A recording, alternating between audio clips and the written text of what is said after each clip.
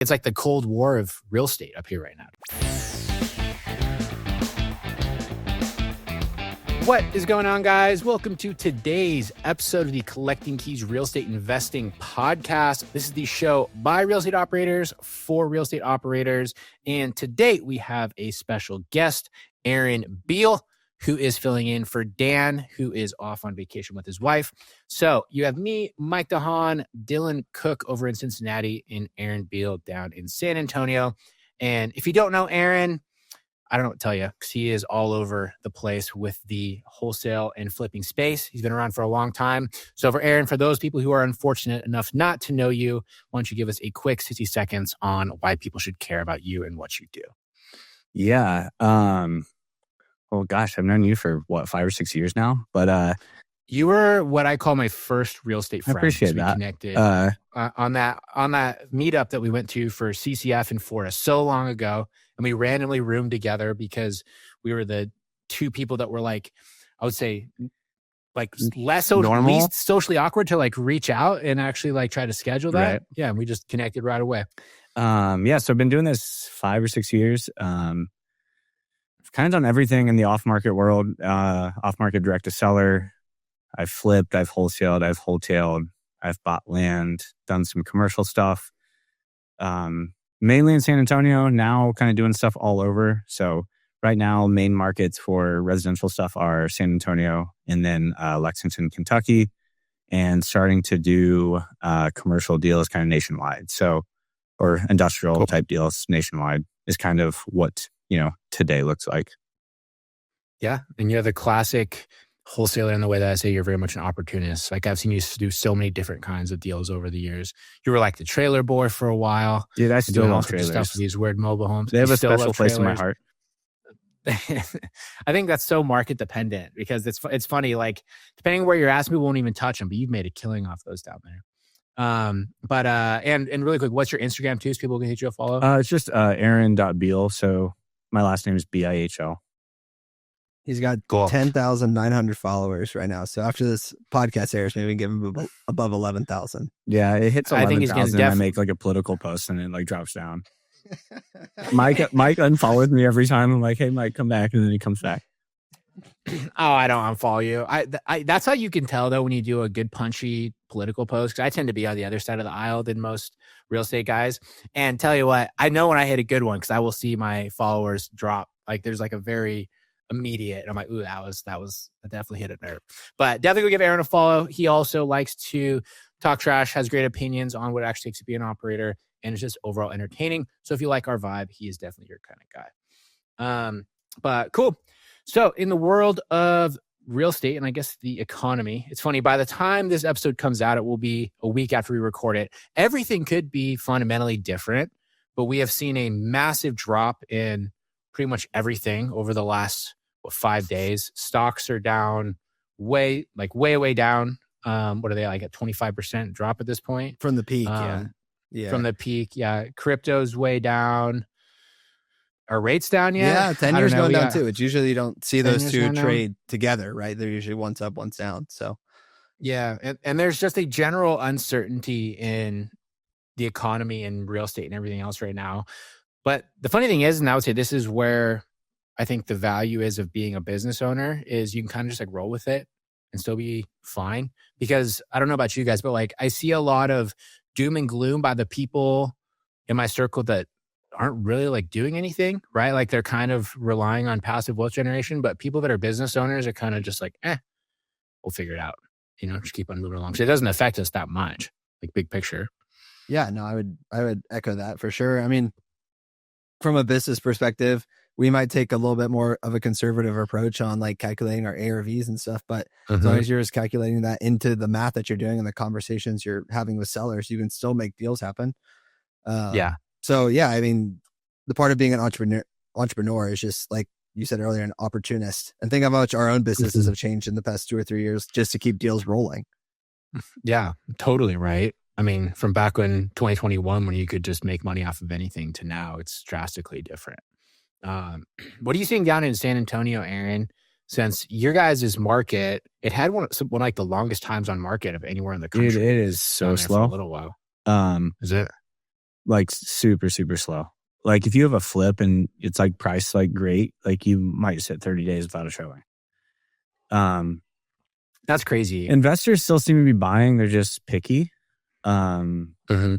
which is crazy because I started doing stuff in like, central Kentucky, and it's like the complete opposite. Like super hot. Like I post a deal on Facebook and within like 20 minutes have like 15, 20 people reach out.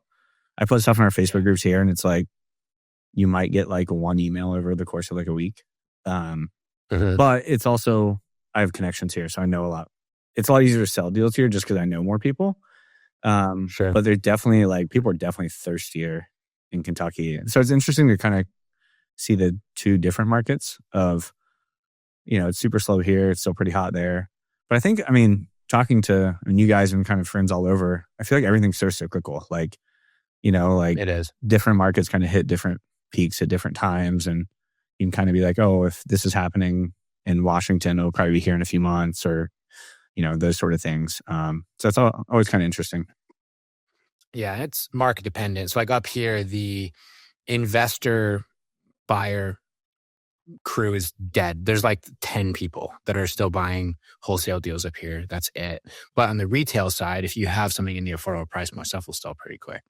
Like I sold one of my rentals last month that was right at the bottom end of like the average price point. I guess like the mean price point, right? So the average price point is about 400. I listed it at 410.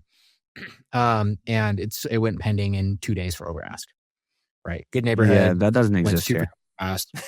Yeah. It doesn't exist at all. Yeah. But, Cincinnati, I feel like you either get that offer that you want the first 72 hours or it sits for 4 months. There's no in between. Right. Like as soon as it's like tainted, it goes past like the honeymoon phase of being a new listing, you're complete. Well, the thing that like we'll see too is like people will be interested, but it's like, I'm interested, but I want to look for like 90 days and like look at every house on the market, and then they might come back and make an offer. Like it's just, there's zero like urgency with anything. Yeah. We've found that on the investor side very heavily. This has been something we've had to change about our process as we're starting to do longer closings. Just because buyers are taking longer times to make decisions for wholesale deals. So even though it's only a small population, there's still a larger number of opportunities that we're competing with their business for, right? And so what'll happen is they will kick us down the line until they know it's like their last day to make a decision or our last day of our due diligence process. And they'll be like, well, I couldn't find anything else that I like better, so I'll take your deal now. Right. And they'll just do that repeatedly. So we have had so many deals that it has taken us like 2 full weeks to dispo. And then finally, when we get to the end of the 2 weeks, we're still selling to the guy that we talked to on the first day. He just dicked us around for 2 weeks. Then did he beat you up on price after that? Did he ask for, did he knew you were screwed? Sometimes, like not a lot, because at the same time, it's like mutually assured destruction because they don't want to be like that, because there also isn't a lot of deal finders. True. Right. So they know that if they're that guy, that we're not going to bring stuff to them anymore. It's like the Cold War of real estate up here right now, dude. It's a weird vibe. That's weird. So I mean, like I said on the show, my January and February are pretty good. Like my March right now is like pretty slow. We only have one closing Friday, one closing next week. And it's only like mid-20s for revenue wise. And so I don't know, like I see this and I'm trying to send out more deals, keep doing more marketing, tried PPL again, cold calling again now with Aaron's company. And I think it's just one of those times where you're just like, you have to fight through it. I mean, I don't know what else to say other than just don't give up. I don't know what else to do. Yeah. I mean, and optimize, right? So like you just brought on a sales manager. I brought in an acquisition guy, Tony. And honestly, that has been kind of eye-opening because I was at the gym and he's like, hey, the seller disagreed to our verbal offer. And they haven't signed that one yet, full disclosure. So I'm trying to get them back on the lines. But as he's kind of working leads and I'm going back through the CRM and be like, okay, well, I can assign, these like really like hundreds of leads that I'm backlogged on. I'm going through and there's 2 things I'm realizing. One is that we're probably just leaving a whole lot of money on the table because there's not proper follow-up. And then 2, I've gone through some of these now and like, okay, we would have been at called 100K and I go into the auditor site and it's sold a couple of months ago for 80K. Right. And those are the ones that sting the worst. Right. So I've had probably 5 or 6 of those just in the past couple of days going back through the CRM. Yeah. I mean, and that's there's probably even more than that, right? If you go into like the trenches, there's probably so many deals that you missed out on over like the year when it was just you, especially because you just had a kid 6 months ago and you're distracted and you're doing everything else. You've been wasting time coming on here for 45 minutes to an hour a week. I think it's been about a year now. Probably it's been a little while. Yeah, pretty close. But what does your team look like now, Aaron, down there in San Antonio? And is your team that's working for you, are they all local? Or do you have a team like in Lexington as well? It's a great question. They're mostly local. So right now I have 3 acquisitions people. They're all local. Oh, damn. I have a dispo guy who's randomly in South Carolina. And then I have VA lead managers and a whole lot of cold callers doing pretty much all marketing right now is cold calling for lead gen. So, so 3 local guys doing, which we've kind of gone more virtual on stuff. Even the like local deals we're running more virtually. Like we'll go look at it if we have to, but we're not like, let's go see everything. That must be recent. I feel like that you didn't really have much of a team even like a month ago. No, it's very recent. And I've kind of made this transition to like literally everyone's commission only, which could go nice. really good or really bad. But it's like everyone who I've hired is kind of in a unique position where it works. And like my perspective on it just kind of has to change. Like I can't be like, hey, stop everything you're doing. You work for me. It's kind of like, I'll let you do your stuff on the side. Like this will replace that eventually if you like actually work at it. So then a kind of different approach. But I have a dispo guy who reached out to me probably 6 or 7 months ago and was like, hey, I want to work for you. And I've kind of known him for a while and he's done dispo for a pretty big company. And I kind of just like pushed him off like, hey, I'm not ready yet. And then he's kind of slowly ramping up and will be full-time soon. And then I had a full-time AM and then just brought on 2 more. Because honestly, like we literally can't keep up with leads. So with like my cold callers, we're bringing in like probably 50 leads a day, which like we're like cherry picking stuff and it's still like we're leaving. Well, that's why I asked. We're leaving. That's why I asked you all virtual now. Yeah, I mean, if you weren't doing that virtually, it would be a freaking nightmare. You'd have like full-time. Yeah, so drivers it's a lot of like right now trying to figure out how to make that more efficient. Like, I can't be comping every house. I can't be running numbers on everything, which is kind of what I've always done. So trying to figure out how to make all of them more efficient. And once we catch up, I'll probably scale up. How are you doing from cold caller to specific acquisitions person? Is it round robin? Whoever gets to it first, you each get a set amount of leads? Whoever gets to it first. Yeah. I want them to fight over them. You create like the Hunger Games, like cornucopia. They got to go like grab the best weapons. At the start something like that. Kill each other. Which is always a battle because it's like you want people to like want to work together and like it be this like, like community and like, hey, we work together and all of that. And it's like, how do you create that and also make it competitive? Which is kind of the balance I'm trying to figure out now. The way I see it, because I know you're a fitness guy, I think it needs to be competitive, like and friendly, like it is in a CrossFit gym, right? Where, you can do the business together and you can celebrate each other's wins, but also if he cleans more than you, you're like, fuck that guy. Right? Like you want to drive to do more than him in the future. And that's like, that's very much the way it is. And it's also, it's still a thing of like when people start getting deals, it's contagious. I mean, everyone knows this business comes and goes in waves.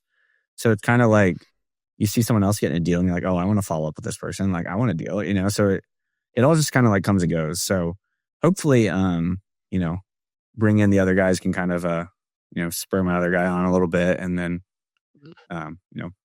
it's not just momentum against like other team members too, but I've even found like if I lock up a deal earlier in the day, I'm more incentivized to keep pounding the phones, right? So it's a person by person thing and a person, individual and team based. Well, it's crazy because I even see that with like all the cold callers that I still manage. It's like, I'm like trying to keep them happy because if they start getting leads, they'll get more leads. And if they are calling like lists that are trash and they're not getting anything, then they're like, this sucks. And then it's like, they take that into the next however many calls. So Aaron, you have massive lead flow. Dylan, you have massive lead backlog. What do your guys' processes look like for how you have your team doing that basic underwriting so that you aren't wasting a bunch of time? I mean, I have basically an Excel spreadsheet And then, my guy has had some real estate experience, so he's pretty decent with the comps. I showed him my processes, showed him that we check more pending transactions right now than anything. But his AR, like we've done a couple like, hey, go comp this property. And then like, we'll just compare, why we got to these values. And we've relatively been pretty close. I tend to be a little bit more conservative than he does. And I think that's because of his role as the acquisitions person. But then a lot of stuff we try to get on the front end. So like, we'll talk to sellers through what the rehab's needed, but we also follow the standards. Like if it's a medium flip, it's probably 50 to 55 a square foot just on the preliminary stuff. And it's not until we actually have the walkthrough that we dial in those numbers, and I have an Excel sheet that's just plug and chug for him.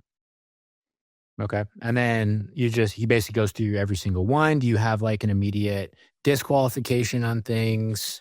Do you have like basically we don't disqualify things until let's say take us off your list, or like if they are like, it's a $300,000 house and they're $400K or whatever, like we won't entertain anything like that. But if they have a certain level of motivation, and then there's tasks inside of the CRM we use, Ari Simply. So he's responsible for basically resetting the task if he doesn't get a hold of them. And then if it's a certain amount of time, that kicks back to Kimmy, who's the lead manager. And then I have to verify all the offers that still go out. Cool. Easy enough. What about for you, Aaron? Because you're getting a ton of leads, 50 leads a day. Yeah. So, I mean, like, we're super backlogged, but I still kind of run off like numbers and offers on everything, which I'm trying to get away from. Mm-hmm. Playing around with some like ChatGPT prompts, which seem promising. We'll see. Because I want to get to the point where the goal is to get out 10 offers a day amongst our guys. So, we're not doing that now, but it's like, that's kind of where. Is that each or across all of them? So, I feel like with our lead flow, we should be able to get a deal a day. Maybe that's aggressive, but, we're not there yet. So it's like, I can't I'm not going to comp 50 houses a day, or that's like all I'm going to be doing. So, the process we're kind of going towards is, they'll do that. And then I'm trying to get the prompt in ChatGPT to kind of give me like a, how certain are you in this? And then if it's something weird, then I'll look at it, or my main acquisitions guy will look at it. But if it's like, cookie cutter house, it should be pretty good. And then my dispo guy will kind of sign off on anything before we send a contract, which was kind of his idea he did before. Because he's like, if I have to sell these, like I want to make sure they're not shit deals. Like I want to make sure that I'm good with it before, because acquisitions people just want to lock up deals, which like you can't blame them. But like Dylan just said, like, his guy's a lot less conservative than he is because, it's like, cool, I got a contract. So it's kind of, the idea is have that, kind of check and balance there with him being like, cool, I think we can sell this, or like, we're good. So. How do you balance that relationship right now between like a new acquisition team and a new dispo guy? Because I guess in my experience, when you have those separate, what almost always happens is you have an animosity that builds, right? So you'll have the acquisition guys locking up contracts and the disposition guy can't sell them. Let's say the disposition guy sucks. He's not working hard enough, whatever. On the swing back, the disposition guy will say, I can't sell them because you're getting these shitty contracts that aren't sellable, right? How do you make it kind of like mutually beneficial so that they are getting as profitable as possible, but they're also not like, setting each other up for failure? I don't have an answer to that. So we haven't run into that yet, which I'm sure we will at some point, right? It will. It'll happen. Yeah. Yeah. And I don't know. I mean, I think that's, hopefully, by them talking beforehand on deals, it's like, hey, do you think you can move this? What do you think you can move it at? Hopefully there's more of that. But I guess we will cross that bridge when we get there. So what do you think, Dylan? Over or under in 3 months' time, Aaron has none of these people still working for him? Oh, no, I'd give the over on that. I was going to say, if you told me one person, I'd say under. But wait, I have how many? Yeah. 3. I would say 3 months. We have 0 working for you. No, I'm kidding. I think it'll probably be longer than that. I'd say 6 months, though. You probably have some decent churn because those are the human challenges that make sales so hard, right? In this business is there's such a long cash conversion cycle for the AMs. And then when them getting paid is reliant on the strength of the dispo person, even if they do set themselves up for failure, the acquisitions guys with getting bad contracts, they don't always understand that. That's human nature to blame someone else. Totally, right? Like, so when I had my partnership program that we ran for a couple years, where essentially what all of our partners were is they were dispo partners in the respective markets that were all across the country. The frustration that would come amongst the acquisition team when they would work their ass off on these deals, and then the dispo guy was not able to get them sold because, they had not evaluated the property correctly. They weren't putting in their work, right? Like they were misguided on different things with it, right? The amount of work it take to get done, all that sort of stuff. It was a nightmare, dude. It was like a constant, just like, I was gonna say like bitch fest. People were complaining about stuff, but like it was a real problem. We ended up having massive drop rates on our contracts, and then it would mess up the relationship with the partners, right? And it's a challenging beast. Like it's such a weird thing because basically you have two sales parts of the business that almost like compete with each other, but at the same time are completely reliable on each other. Well, and then dispo, has gotten harder. Like lately, dispo used to all not things even be we a talked thing. about.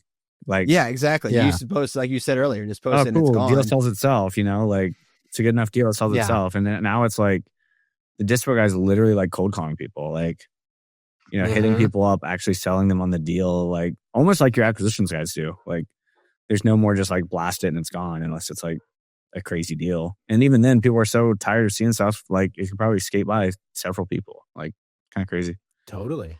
Yeah. And you're starting to see that too, just really quick on that, how much harder it is to even get in front of people.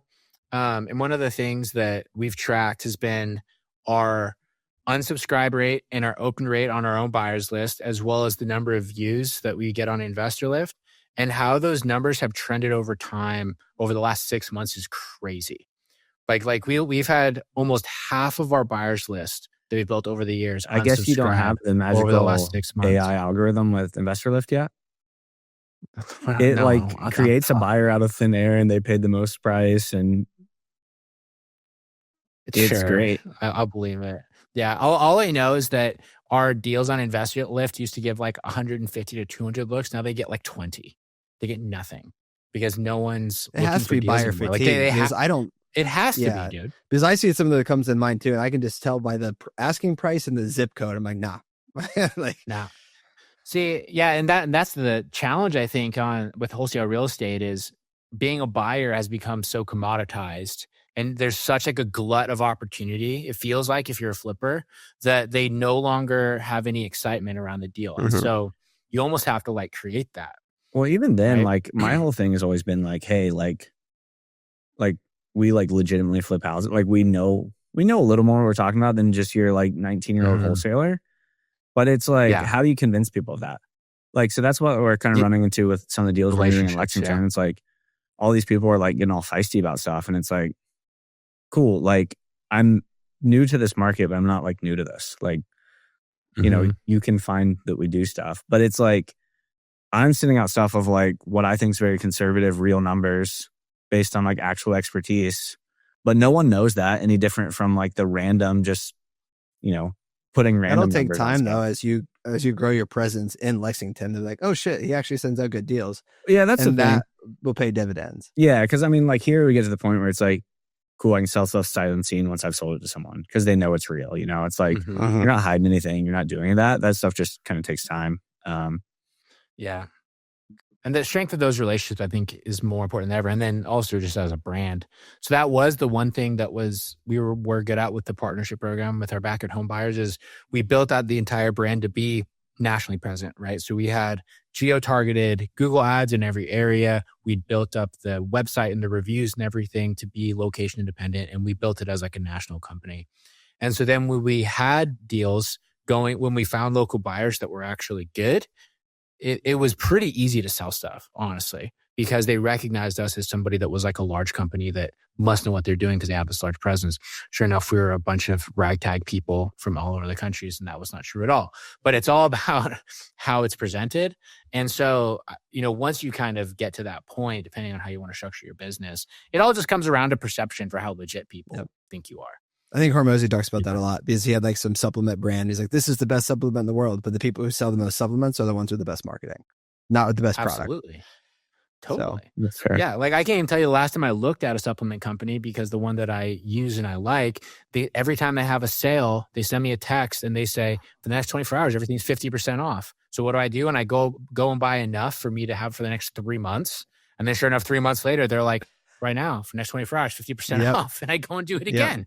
I don't even know if there's better options, but they have a really good marketing process. Yeah. Aaron, you said something, I guess twice about, and this will be quick, but like basically technology in real estate. You had mentioned ChatGPT, and I don't know if that was an AI thing was serious about Investor Lift or not, but it was like a serious, but also a jab, of course. Yeah, that's expected. But I mean, I've always been super hesitant. Like I see these AI based cold calling or calling platforms or texting platforms, and none of them always seem to work, or you can tell it's robotic. I guess have you experimented with any of that? Do you have an opinion? Not a lot. I mean, I use ChatGPT for like everything. More so, but like today we're like, I have a guy who started 3 days ago trying to explain a sub 2 deal to an agent who doesn't know what a sub 2 deal is. Like he doesn't know, she doesn't know. I'm using ChatGPT to like dumb it down for both of them, right? So I do that kind of stuff all the time. As far as like any of the kind of like AI tools, like I was really excited about this like new CRM that was supposed to like have all this like automation stuff with it, and it was like complete trash. I won't name it because I'm nice-ish, but even like recently's like AI answering bot thing, it seems promising, and then I like listen to the call and it's like, hey, I'm Sophia, the AI bot, and I'm like, and it's like every time that happens, it's like click, like yeah. Or and if it makes it to the end, it used to say ending call or like something like that. I mean, I've had a few people like do it and talk to them, and I'm like, this is nice, but like, is that going to replace people, or is it going to completely turn people off? You don't know. Any of the texting stuff, I feel like it's just like a chat bot, like, and then it's not. You can tell that, or right even away. If it's good, that's they don't almost delay easier it. to So it's tell. like no one instantly responds a paragraph, you know. So it's like there hasn't been anything that like I've seen that I'm like, this is like going to change the world. Like, I mean, everyone's selling their like AI bullshit, like magic AI lists everywhere. That's like just like white labeled whatever else. But most of it's a bunch of trash. But like the answering ones is really what I was trying to get to, because I feel like it's been a thing for longer than people think, and it, in my opinion, hasn't really improved all that much. The problem I have with it, like, it's one thing if you're selling widgets or you have a very high rate of calls, because then you have forgiveness if things get botched. The problem with our industry is if it botches one conversation, that could be a 50,000 conversations that it fucked up, right? You know, if you're selling like car warranties where every car sale is like $17 or whatever, you know, like that's fine because you can just churn through people. But I don't really want to trust my super high value potential deal on something that could be ruined just because I didn't want to pay a VA or a call center or an American, you know, rep, whatever your flavor is. Like, to me, like the risk reward to that is not worth it. It's asymmetrical. And like the only people that I've come to find that are super into that are people that have really small businesses, or they're like so cost sensitive that they're like trying to squeeze so little out of like an already minute budget that I'm like, you deserve to not make any money because you're not willing to invest in your fucking business. Honestly, that second point is what I've seen a lot. People who are like, I want to spend $1,000 a month on my business. I'm like, good luck. Yeah. Like, but I want to make $1 million. Yeah. One thing I will add to that, that I've been pretty impressed with, I don't even use it anymore, but Deal Machine's dialer and some of the AI stuff they had built into that, I think is pretty good. Like it will, like, it live transcribes it and kind of gives you like talking points and suggestions, which I thought was pretty good. The way also, you know, they match area codes outbound to, you know, wherever you're calling, like just some kind of cool stuff that like dialers do, but not at that price point. That actually is cool though, because it's like providing you information faster than you can get it, which is what I think AI is currently good for. You know, when you're trying to use it to impersonate or replace people, that's like a stretch, you know, but if you have something that can go and listen to the conversation and tell you the direction to go, that makes sense. Like, imagine if we could do this and it could listen to us talking and it went, oh, what's truly trendy right now, since you're on this topic, is if you go this way. Like that's what other podcasts have been talking about. That's actually a really good idea, Riverside. You should fucking do that. And I guess the other thing is AI. I mean, Resimply is kind of like summary tool. I use that a lot too. Totally, yeah. The little AI. It's not amazing, but it's like, do I want to listen to a 16-minute call?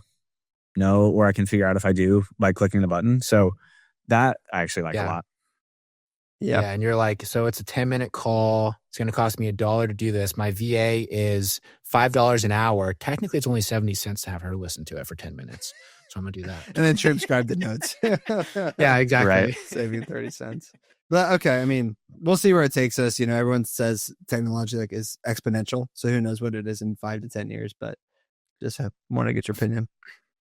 5 to 10 years, we'll be sending out AI freaking acquisition managers that are going in like robots knocking on the door. Give you a scope of work by the penny. Yeah.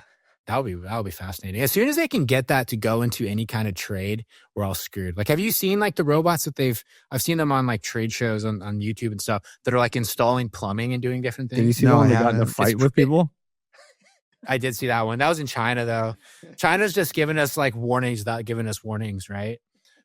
Like, especially like it's like child sized. So I'm like, what are you going to do? Like dress it up like a kid and have just go dick punch politicians? Oh shit. But no, it'll be interesting. But yeah, I've seen the one that is like plumbing, or I've also seen ones that will do like flooring, you know, the stuff that's like kind of super repetitive.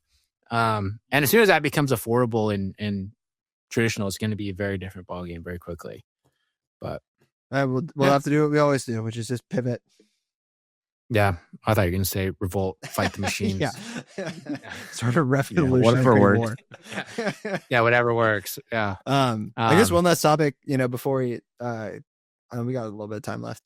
And this is just something I guess I experienced yesterday, where we had 3 deals that I was like pretty certain we had in the bag, right? And I did the thing you're not supposed to do, where I was like mentally counting the money before it ever even got signed. This would be like, you jinxed it. like, yeah, like 70 grand worth of revenue coming in. And we went 0 for 3. Like, whether that be like ghosted us, they had a change of opinion, a family member wants to buy it, all this stuff. And I found myself, I was closing out like the work day. I was in a bad mood, and I'm trying to like separate the work from, I don't know, from my everyday life, not trying to be a dick to my wife or like be pleasant to be around. So I don't know if you guys have opinions around that or if you experience some of the same stuff, but that's how I've been struggling with lately.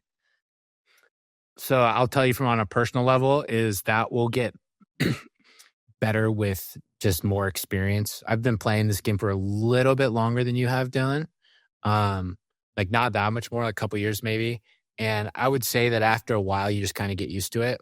I will also say that it is easier when you have a team, which almost sounds counterintuitive because like usually it's the team that's making mistakes.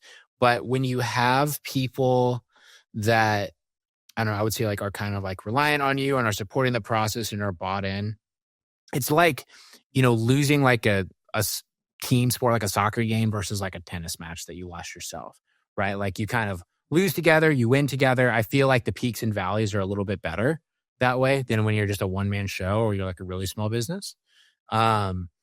That's my personal take on it, is that like it'll change over time. If it doesn't, I don't know, maybe you should talk to somebody. Yeah. Seek therapy is Mike's answer. Yeah. But do you have thoughts on that, Aaron? Yeah, for sure. I mean, I feel like all this stuff goes in cycles. So yeah.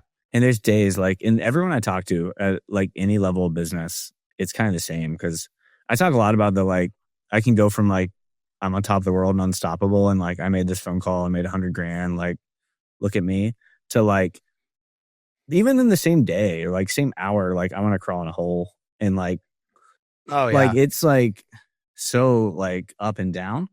But I think you kind of get like used to it, or you know that that's how it is. So I think my thing is always like when things are going well, like cool, ride that wave. Like when we're getting deals, like be glad, like we're gonna get more. And then when you're not, like know that like it's not gonna last. But I think the hard part for me is like I feel like a lot of like when you have a team too, like if I'm in a bad mood, if I'm like down, like that affects everyone. And I feel like my role as a leader is much more like just hyping people up, like not like totally. falsely, but like, you know, like if I create a better environment, everyone does better. I feel like my job as a leader is to kind of like, you know, be level headed, like control the things you control. Like I'm definitely more and I hardened think now than I am when I first started this thing. Like that's a fact. Totally. And I woke up today and I was like, fine. It was just like literally a couple hours yesterday. I'm like, this fucking sucked. Pretty much. Well, I think that's part of being human, right? I mean, that happens to everybody. Same thing happens. Or I've had prospects for scale or different things who go to a different route, and it's funny. I'll get spiteful. I'll be like, you know what, fuck that person, right? And I'll get like kind of like bitter about it for different reasons, but they're all personal problems. You know, honestly, like everyone has the right to their own choice. Everyone, you know, even like your sellers, you miss out on those deals for different reasons. There's probably something you can do to do it better next time, right? And I think it's instead reflecting on what could be done better, what can you improve on, what's the next opportunity.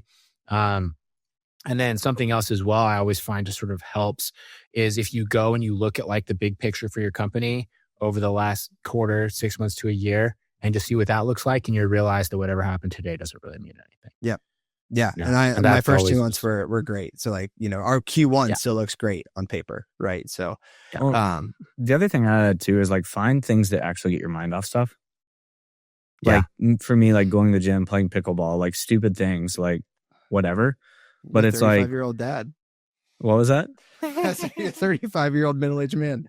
Yeah, I know. But it's like, it's certain things that you're like, hey, if I'm doing this, I like actually can't. Like it forced me to not be able to think about whatever else. And it's like, you know, find those hobbies that are actually an escape from something, you know, where it's not like your mind's still racing the whole time. It's like, hey, I actually have to focus on this and completely like get my mind off things. That's been really helpful too. Yeah, it's actually a big thing that I like is the like very intentionally removing yourself from a position where you even can focus on stuff. So I know a very common thing, especially for new entrepreneurs, is all of their downtime, because they're excited, is spent reading, listening to like real estate or business podcasts, you know, studying whatever, doing mindfulness stuff, journaling, all those things. Those feel like they're rest because you're not actively working. And also when you get past like the procrastination point, which a lot of people do, they use it as that means procrastination. But when you understand the balance of doing those things and working, there has to be a point where you just kind of like let that stuff stop. So like for me, people ask me all the time, like, what kind of podcasts and stuff I listen to. And I'm like, well, I listen to comedy podcasts and I'll listen to Hermosi podcast when he has a topic that I like. But that's it. I don't listen to real estate shows. I don't listen to business shows. I don't read like business books unless I have a good reason to do so. And I very intentionally, when I'm doing other recreational activities, try to connect it, like completely disconnect it from my business as much as possible.